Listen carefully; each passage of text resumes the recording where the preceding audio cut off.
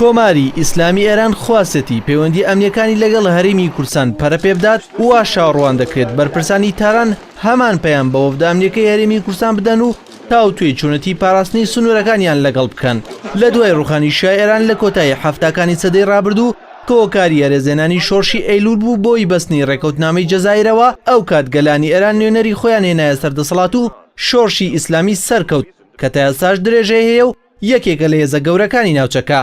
سەرکەوتنی شۆرشی ئیسلامی ئێران لە کاتێکدا بوو گەلی کورد لە باشووری کوردستان تازە دەستی بە شۆڕش کردبوویەوە لە ڕوبەڕووبوونەوەی سەختی دژواردابوون لە بەرامبەر ڕژێمی بەعەس هەر بۆیە گۆڕانکاری لە حکومی شانشاهی ئێران تا ئەندازێکی زۆری هیوا بەخش بوو بۆ لایەنە شۆڕژگێڕەکانی کوردستانی باشوور. لە سەرەتای شۆڕشەکەوە سەرکرداتی ئەو لایەنانە پەیوەندی پتەویان لەگەڵ سەرکرداتی شۆڕش دروست کردو. ئەم پەیوەندیەش پشتیوانێکی باش بوو بۆ جوڵانەوەی ڕزگاری خوازی کورد. پاش هەڵگیرسانی شەڕی هەر ساڵی ئێران و عێراق پەیوەندی کۆماری ئیسلامی ئێران لەگەڵ لایەنە سیاسە شۆڕژگێڕەکان ڕۆشتە قۆناغێکی نوێ بوو دەوڵەتی ئێران پشتیوانی لۆجستی زیاتری کوردەکانی دەکرد لەبەرەوەی هەردوو لایەن شەڕیان دژی یەک دوژمن دەکرد. لە بەرامبەردا لایەنە سیاسیەکانی کوردستان بەتایبەتی یەکێتی و پارتی لەو کاتەدا چاوساغی و هاوکاری هێزەکانی سوپای پاسدارانیان دەکرد بۆ ئەوەی دەستیان بگاتە شوێنە استراتیژیەکانی عێراق بەتایبەتی لە ناوچەکانی کەرکووک. ئەم هاوکاریانە یەکتر وای کردبوو تا ئەندازێک متمانە لە نێوان هەردوو لایەنە دروست ببێت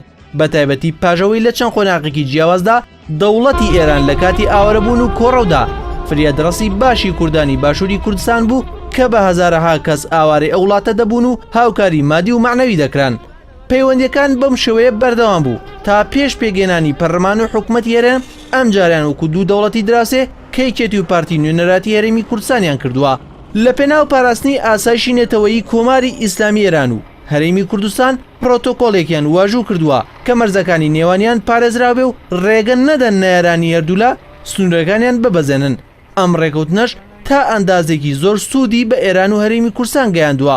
بەڵام هەندێجار و بەتایبەتی دوای سەرەڵدانی داعش ئاڵۆزی و شەڕ لەسەر سنووری هەردوولا دروست بووە. ئەویش بەوەی هێز و پارتە کوردیە بەرەڵستەکارەکانی ئێران پەلاماری چەند پێگە و بارگای ئێرانیان دەدا و لە بەرامبەریشدا تۆپخانەکانی ئێران بە بیانووی بوونی هێزەکانی پارتە کوردیەکان ناوچە سنووریەکانی هەرێمی کوردستانیان تۆباران دەکرد و زەرەری گیانی و مادی بە هاوڵاتیان دەگەیشت. بە گوێرەی زانیاریەکان لە پێناو کۆتاییاتن بەم ئاڵۆزیە بە شێوەیەکی فەرمی لەلایەن ئێرانەوە بانگێشی نوێنەرانی ئەمنی هاوبەشی یەکێتی و پارتی کراوە بۆ تارانی پایتەختی کۆماری ئیسلامی ئێران و وەفدەکە لە 13 هەشتی 2016 گەیشتنە تاران و بە پێی زانیاریەکان پێدەچێ کۆبوونەوە دیدارەکان لە چەند تەورێکدا خۆی ببینێتەوە بەوەی دەسەڵاتدارانی هەرێمی کوردستان ڕێگە نەدەن هێزە کوردیە بەرەڵسکارەکانی ئێران لە سنووری هەرێمی کوردستانەوە پەلاماری بنکە سەربازیەکانی ئێران بدەن ئەوانیش لە بەرامبەردا تۆباران ڕادەگرن. بەڕای شارەزانی بواری ئەمنی کە بەرپرسانی هەرێمیش جەختی لێ دەکەنەوە لەم دۆخەدا جێگەی خۆیەتی پارتە کوردیەکانی کوردستانی ڕۆژهەڵات بەرژەوەندیەکانی هەرێمی کوردستان لە پێشچاو بگرن کە وڵاتیان هەرێم ڕوبەڕووی قەیرانی تر نەکەنەوە لە ڕۆژهەڵاتیەوە لە کاتێکدا بە درێژایی زیاتر لە 1300 کیلۆمەتر لە شەردایە لە دژی داعش چونکە وڵاتیان بەرگەی قەیران و نەهامەتی زیاتر ناگرن.